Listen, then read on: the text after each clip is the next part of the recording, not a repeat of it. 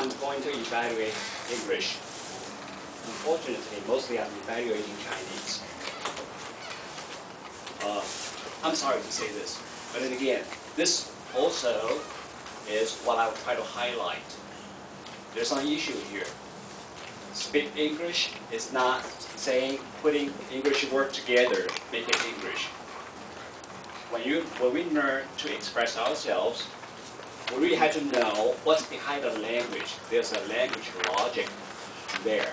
Now, of course, we can always have some issues because we're not familiar with that. But if you really want to learn it, you want to start with your ears. Like our friend Samuel here. He showed you that you can speak perfect English very fluently. Even he can like shooting like a machine gun, blah, blah, blah, blah, blah, blah, going like this. Because he started out from here, ears. He listened first. And he learned to listen, then he get the chance to correct himself. That makes him perfect speaker this way, right? So the second part of the English here, I know actually the Chinese I want to talk about. First part I say, well, English word together is not English.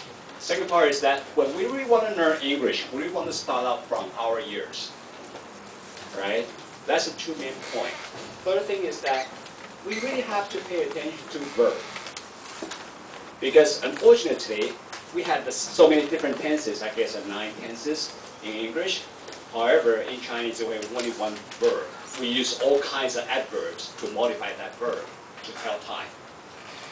Unfortunately, in English, we really use the verb beside what happened, or what is happening, or what will happen. That tells us a lot. So for a native speaker, when they listen to you, a verb can confuse him if we're not careful. Also, we're not familiar with the verb be or non-be verb. Be careful with that, because a lot of times I've been hearing this. I am, blah, blah, blah, but you should be using a non-be verb. I'm over this. I hang over this. All right, let me give you a little bit example here.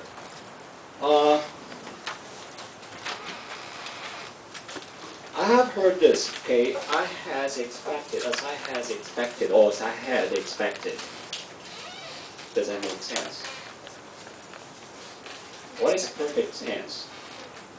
Think about it, alright? This is very challenging for us to get into perfect tense. When we say present perfect, what is the difference between the present perfect and the present tense? We all know the present tense and the progressive present tense. What is the difference between present tense and present perfect tense? If you use grammatical rules, you tell me that I can definitely explain that to you, but does that make sense? Sometimes it doesn't make sense. But let me try this simply, okay? I have been doing this for 20 years. What does this tell you? It tells you a lot. Because what? Two things first, okay? This is something I do. I did. I've been doing this. I've been doing this meaning that I've been continuously doing this, probably as a job, probably as a function that I have to perform daily. Okay? Now, I have been. That tells you that only to this point. I didn't mention anything beyond this point. There's no inferences here. It means nothing at all. We stop right here. Now, we are not careful about that because we don't really think that's difficult. But that's the actual nuances in there tells you a lot of different stories there. Okay. Now going back from language to this. This is I like the thing about listening. When we hear Samuel, we like him because we think he's very clear, he's very articulate, and he speaks fast. But I would try to discourage you from speaking too fast. Actually, if you want to learn a language, to say something that's different than your own native language, it is actually the most difficult if you try to speak it, say it out loud slowly. Because only when you try to do that, all the defects will be exposed.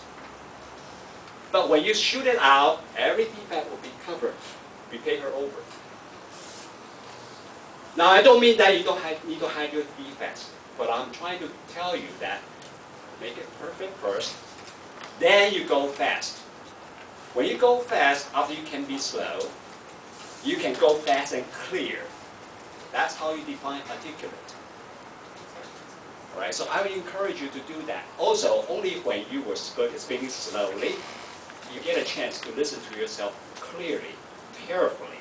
You can get a chance to correct your own pronunciation. All right. Now, I think, who was the guy talking about? Okay, Arnold talking about scouting, being a Boy Scout. Okay, trying to survive in the wild. I actually get tipped. Okay, so survive in wild. That would be just something as again. Let me backtrack a little bit. I sort of give up, picking up all those, different prepositions that you didn't use correctly because I don't think that's important. You will get them when you actually live immersed in English. You will get corrected there and then. But I'd like you to do better in terms of trying to think differently. If you get together with your friend, you form a little group, you talk among each of you, all right? A lot of times, you have no problem understanding each other because after all, you're talking in Chinese. I'm sorry, you're talking in English. No, you're talking in Chinese. I'm sorry. That's the problem. That's the problem. I'm pointing this out because this is a real problem I see here. So I would suggest that for one or two things, you sort of lay out there. How do we really have, get to say this in English? What's the logic here? How should we do this? Okay. In that way, then we wouldn't say, next time you can do work more perfect.